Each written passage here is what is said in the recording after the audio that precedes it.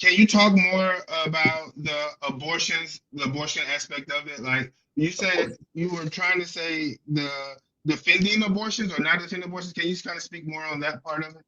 Yeah. So when I say reproductive freedom, I'm Yeah. talking about more than just abortions. I'm talking about how Okay. Black women are disproportionately dying of thyroids, talking about how in which we are able to account for healthcare. You see what I'm saying? Thinking about how Black women die at a higher rate. You see what I'm saying? This is all a part of reproductive freedom. I'm saying that I've seen more FBA men fight against Black, you know what I'm saying, immigrants than I've seen them advocate for reproductive freedom. I think it's very interesting that I said reproductive freedom and you boiled that down and reduced it down to abortion. That's something also that the white nationalists do. That's something that the KKK does. That when they hear a word, they go back and refabricate it to what they think they heard. I said reproductive freedom. I'm cool to explain the various ways outside of abortion that reproductive freedom is important to the livelihood of the Black community, as well as our ways of being able to actualize our humanity. You feel me?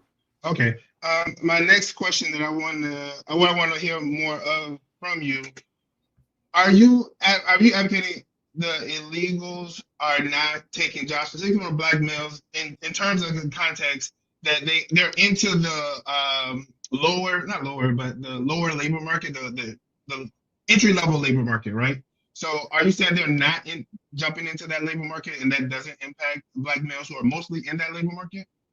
I think that framing is something that reflects the white nationalists. I think that our beef as Black men should be towards the white employers that's giving away our jobs instead of the quote unquote illegal immigrants that are getting their labor taken. I think that the way in which white America has taught us to view immigration, it makes it where we always criminalize the immigrant trying to exchange the labor for capital and not the system or the corporation that's literally profitizing off that. The second thing I would say is the way you talk about illegals allows for people like Abrego Garcia, you feel me? A person that is here legally to be taken away because illegal.